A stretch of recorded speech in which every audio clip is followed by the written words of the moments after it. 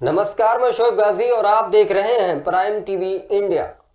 जब जब पुलिस का नाम जुबा पर आता है, एक अजीब सी उलझन आम जनमानस के रगों में दौड़ने लगती है। पुलिस के बेरहम रवैये की तस्वीर हर सप्ताह अखबारों की रद्दी में तब्दील हो जाना या टीवी की दुनिया में तड़का लग जाना आम बात है। तो वहीं एक पुलिस वाला ऐसा भी है जिसकी बेहतरीन पुलिसिंग के चर्चे हजारों हैं। देखिए रिपोर्ट।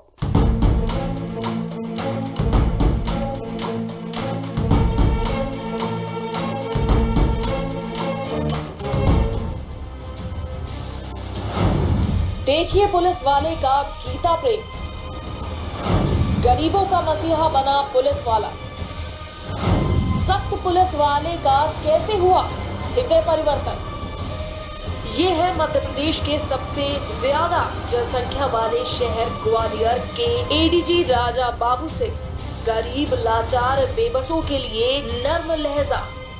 राजा बाबू जी, राजा बाबू गरीबों के मसीहा हैं।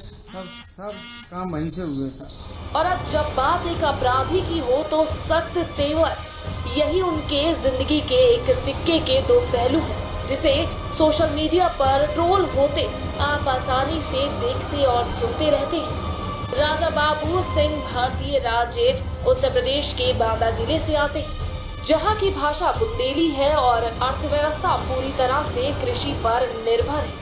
इन दिनों राजा बाबू सिंह की ये तस्वीर बड़ी तेजी से वायरल हो रही है। जब हमने इस तस्वीर की पड़ताल की तो पता चला कि ये तस्वीर दीपावली के दिन की है, जब पूरा भारतवर्ष दीपावली त्योहार बड़ी ही धूमधाम से मना रहा था। उसी दौरान वासुदेव नामक एक शख्स जयारोग्य अस्पताल के ट्रॉमा सेंटर में जिंदगी और मौत से जूझ रहा था, जो बदमाशों की लूटपाट में गंभीर रूप से घायल हो गया था। जब मध्य प्रदेश पुलिस के अतिरिक्त महानिदेशक और ग्वालियर रेंज के आईजी राजा बाबू फलों की एक टोकरी और मिठाई का डिब्बा लेकर दीपावली की शुभकामनाएं देने उस शख्स के पास पहुंचे, तो उस शख्स के खुशी से आंसू छलक गए। खैर, ये कोई पहला मामला नहीं है जब एडीजी राजा बाबू ने पहल की हो।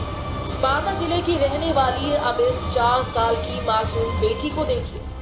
बाईं आंख में कैंसर हुआ, घर वालों ने कहाँ नहीं दिखाया, डॉक्टरों ने साफ मना कर दी। परिवार पूरी तरह से उम्मीद खो चुका था, पर एक उम्मीद की रोशनी राजा बाबू के रूप में उभर कर सामने आई और उन गरीब असहाय परिवार की तरफ आगे बढ़कर आए और पूरे इलाज की जिम्मेदारी ली। बच्ची का ऑपरेशन हुआ। डॉक्टरों ने कहा अगर माइंड से ऑपरेट करेंगे तो बच्ची के बचने की उम्मीद बहुत कम है, इसलिए बाई आंख के बगल से ऑपरेट किया गया, जिस पर बच्ची की आंख निकालनी पड़ी। अब बच्ची पूरी तरह से ठीक है।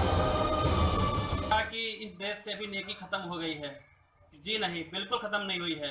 इसका जीता जागता उदाहरण आज इस मौखर गांव में हमें देखने को मिला। इसका उपचार आईजी साहब राजा बाबू जी हैं ग्वालियर जोन में, उन्होंने करवाया।